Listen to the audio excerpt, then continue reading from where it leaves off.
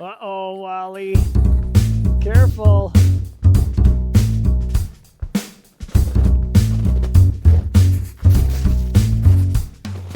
Hey everybody, it's Aaron from Redwood St Roasters, coming to you from an undisclosed location in the Northwoods of Wisconsin. I'm walking in the enchanted forest. Today I am looking for chaga mushrooms. Here's some chaga.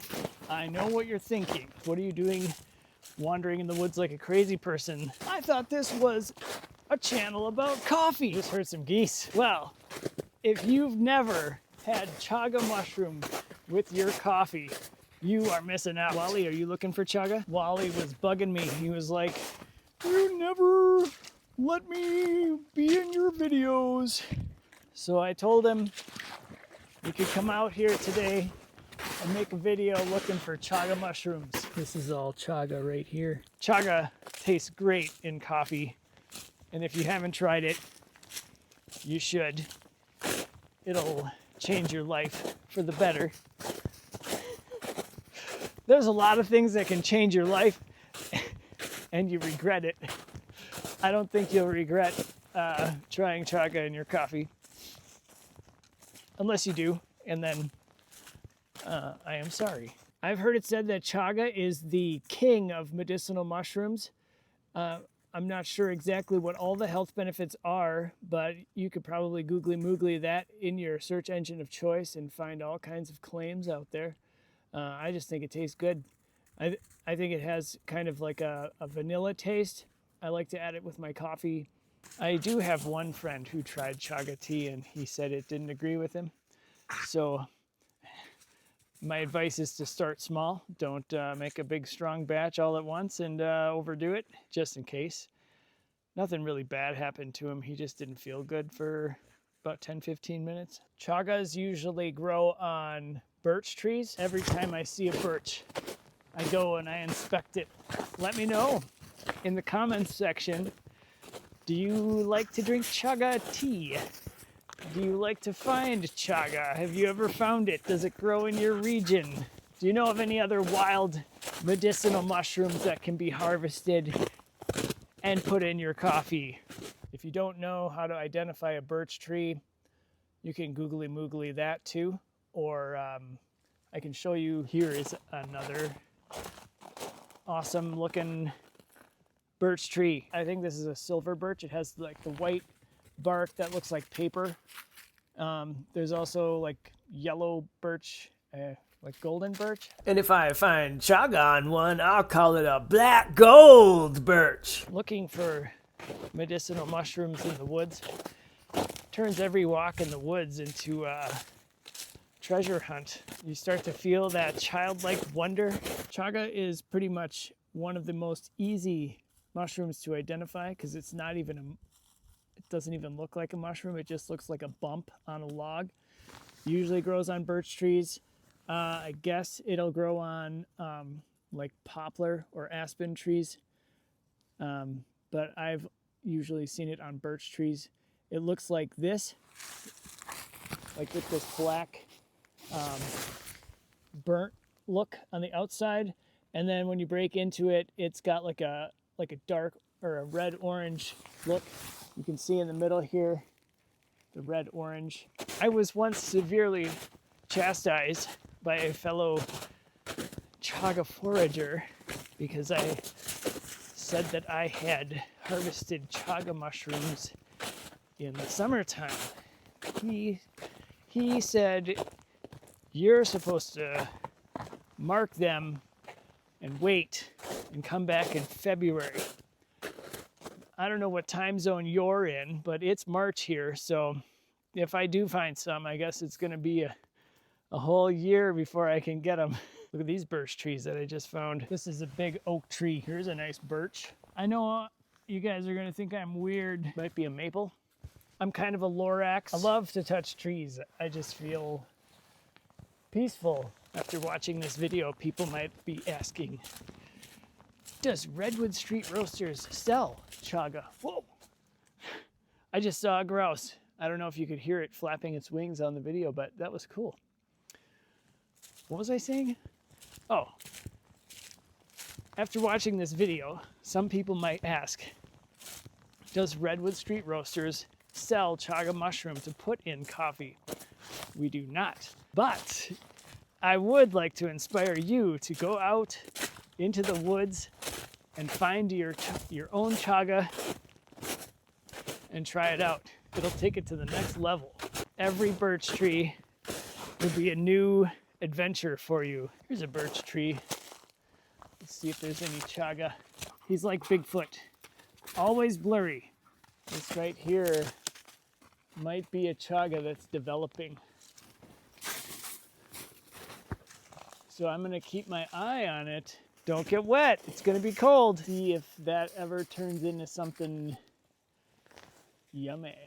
I've heard that they use walks in the woods as medicine in some areas of the world. So to harvest, usually you can just grab it like this and break it right off. Sometimes I've taken a pocket knife and coerced it a little bit. You look sick. When's the last time you went and foraged some mushrooms from the forest? I've seen people cut it off with saws, things like that, but usually it just breaks off. For some reason, I thought maybe people that make coffee on a wooden stove are like cooler than people who make coffee on a regular stove. These are pieces of chaga that I may or may not have harvested last February. I like to harvest them and then I cut them or break them down into smaller chunks, usually chunks about this big, you know, the size of a little bigger than a quarter or a 50-cent piece. When you break them up right away after harvesting, it helps it to dry out quicker, and then it won't get moldy or anything. And then I let it sit in a jar like this with an open top so that the moisture can escape. This is starting to get warm. So here's how I make chaga tea. I just put some water in a pan. I set the pan on some kind of a heat source. In this case, it's a wood stove. And then I take some chaga and I throw them in there. Once you start making chaga, I don't know if you can see that, you'll figure out how strong you like it or how weak you like it. I like mine strong. It's gonna be brown when it's done. It'll look just like coffee. So what I'm doing here is I brew chaga tea, and then I use that chaga tea while it's still hot to steep my coffee, and the end result is magical. Some people say you're not supposed to let it boil because it would kill the enzymes in it. Other people don't care if it boils. Any chaga experts see this video, comment and let me know if that's true. Should you let it boil or should you not let it boil? I do a bit of both. Sometimes it boils because I put it on the stove and I walk away and I forget. So I come back and it's already boiling.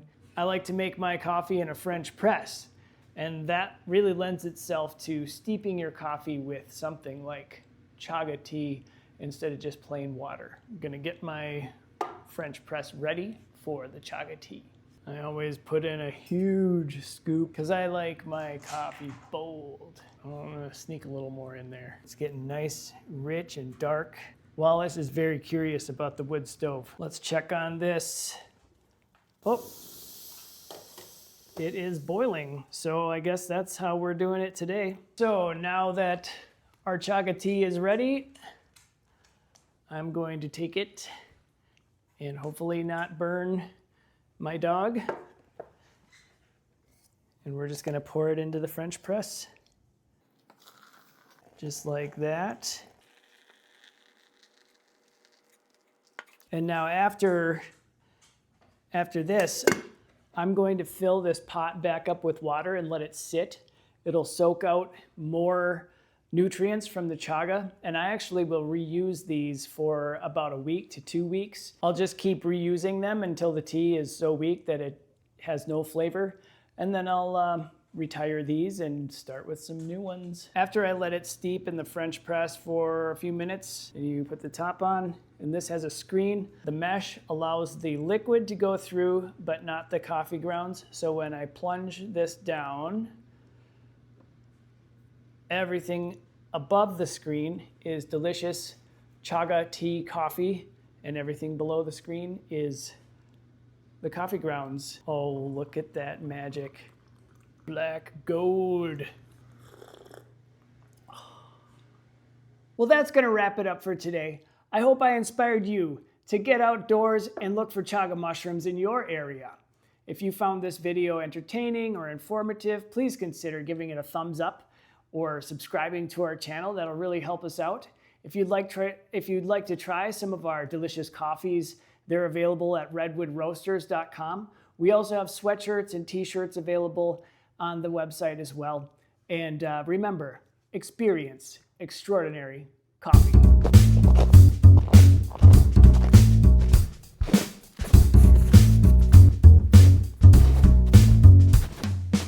That's what I call experiencing extraordinary coffee.